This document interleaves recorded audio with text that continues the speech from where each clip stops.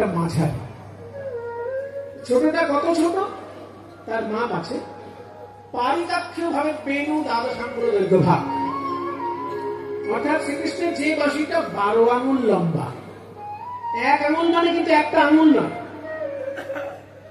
1 আঙুল মানে একটা আঙুল, গোটা আঙুল নয়। 1 আঙুল মানে এই মাথা থেকে প্রথম করটা পর্যন্ত, এটাকে 1 আঙুল। এটা পূর্ণ হিসেব সবাই জানে না। 1 আঙুল মানে গোটা একটা আঙুল না, কিন্তু 1 আঙুল কথাটার অর্থ হচ্ছে মাথা থেকে এই করটা পর্যন্ত, এইটা 1 আঙুল। মোটামুটি আপনাদের বর্তমান হিসেবে 1 ইঞ্চি ধরতে পারে। তাহলে পারিকাক্ষীয় ভাবে বেণু দ্বাদশাঙ্গুল দৈর্ঘ্য ভাগ, 12 আঙুল লম্বা। তার মানে 1 আঙুল যদি 1 ইঞ্চি হয়, 12 আঙুল 12 ইঞ্চি, অর্থাৎ 1 ফুট। মোটামুটি এই মাথা থেকে শুরু করে এই পর্যন্ত, এটার অর্ধেক ধরুন, এই বাঁশিটার অর্ধেক ধরুন।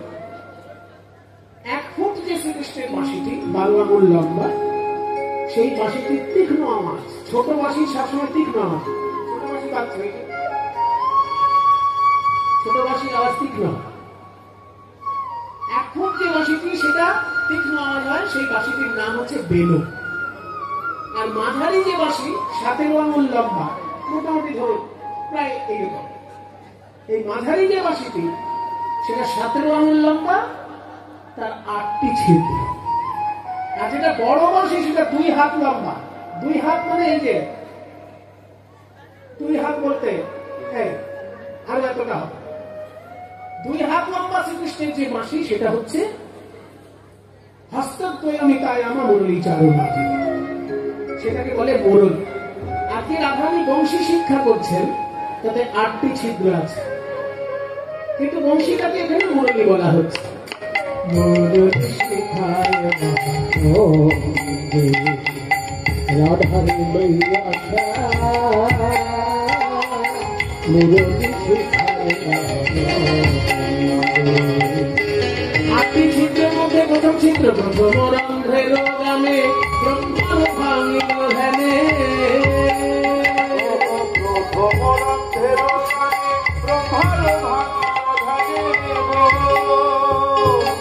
প্রথম রন্ধ্র যেই বাজলো অমনি ব্রহ্মার ধ্যান ভুলে গেল। কে? আমি যে সৃষ্টিতত্ত্ব ভুলে যাব? কে এত সুন্দর বাঁশি বাজাচ্ছে? ব্রহ্মা প্রথম রন্ধ্রের গানে ব্রহ্মার ভাঙিল ধ্যানে। আর প্রথম রন্ধ্রের গানে ব্রহ্মার ভাঙিল ধ্যানে। দ্বিতীয়তে যমুনাও যায় গো রাধে, দ্বিতীয়তে যমুনাও যায় গো রাধে। দ্বিতীয় রন্ধ্র যখন বাজছে যমুনা উল্টো দিকে যাচ্ছে। আপনারা জানেন যমুনা হিমালয় পর্বতে উৎপন্ন হয়েছে যমুনোত্রী নামক জায়গায়, আর মিলেছে কোথায়? প্রয়াগ তীর্থে, গঙ্গার সঙ্গে এসে মিলে গেছে। তার মানে হিমালয় থেকে আসছে, প্রয়াগে গঙ্গার সঙ্গে মিলে যাচ্ছে, একমুখী প্রবাহ। কিন্তু যখনই কৃষ্ণের বাঁশিতে দ্বিতীয় রন্ধ্র বাজে, অমনি যমুনা উল্টো দিকে যায়, বিপরীত দিকে যায়। কেন বিপরীত দিকে যায়? যমুনা মনে মনে ভাবে যে এত সুন্দর বাঁশি শোনালো, তার 2টি রাঙা চরণ আমি ধুয়ায়ে আসিব, ধুয়ায়ে আসিব। তাই যমুনায় উয়াম চলে ধুয়ায়ে আসিব, তাই যমুনা উয়াম চলে চরণ ধুয়াবে বলে। তাই যমুনায় উয়াম চলে, তাই যমুনা উয়াম চলে, তাই যমুনা উয়াম চলে, তাই যমুনা উয়াম চলে ধুয়ায়ে আসিব। দ্বিতীয়তে যমুনাও যায় গো, দ্বিতীয়তে যমুনাও যায় গো। তৃতীয় রন্ধ্রের কথা শুনো বৃষ ভানু সুতা, তৃতীয় রন্ধ্রের কথা শুনো বৃষ ভানু সুতা। বাঁশির তৃতীয় রন্ধ্র যদি বাজে কি হয়? পবনেরও হতগতি হয়, পবনেরও হতগতি হয়। পবন, পবন মানে বাতাস। বায়ু বা বাতাস কখনো স্থির থাকে না। এখন এখানে আছে তো একটু পরে অন্যদিকে চলে যায়, কিন্তু সেই পবন স্থির হয়ে যায় যদি কৃষ্ণের বাঁশিতে তৃতীয় রন্ধ্র বাজে। স্থির কেন হয়?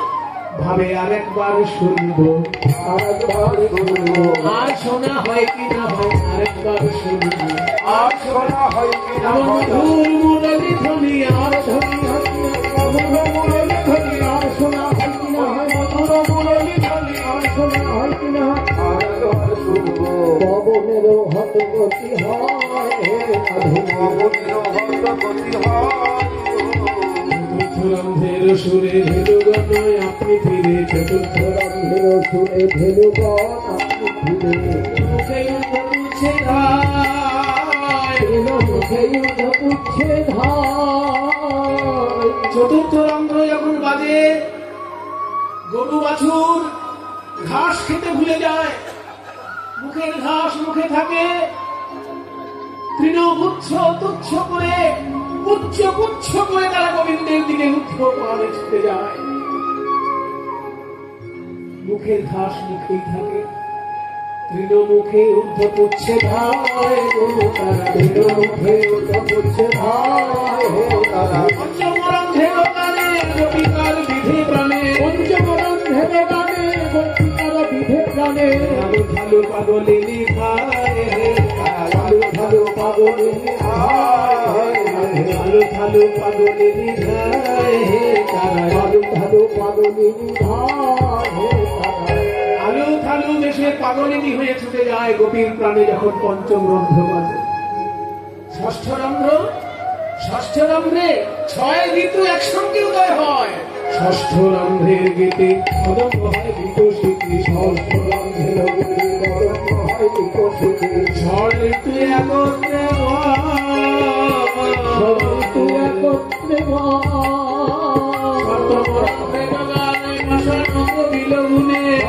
রন্ধের গুণে পাশানো হইল পানি, আপনি দ্রবময় হে রাধে, পাশানো আপনি দ্রবময় হে রাধে। মুরলী শিখায়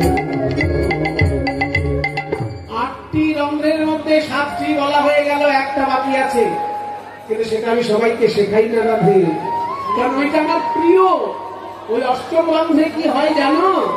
অষ্টম রন্ধ্রে তেরাই আমি তোমার নাম গাই, অষ্টম রন্ধ্রে তেরাই আমি তোমার নাম গাই, অষ্টমরন্ধে তেরাই আমি তোমার নাম, অষ্টমরন্ধে তেরাই আমি তোমার নাম গাই। মোর বংশী এত গুণ ধরে, মোর বংশী এত গুণ ধরে, জ্ঞানদাসেতে গায় বংশী শিক্ষা তারে গায়, জ্ঞানদাসেতে গায় বংশী শিক্ষা তারে গায়, না শিখাইলে শিক্ষা বলি কারে, না শিখাইলে শিক্ষা বলি কারে।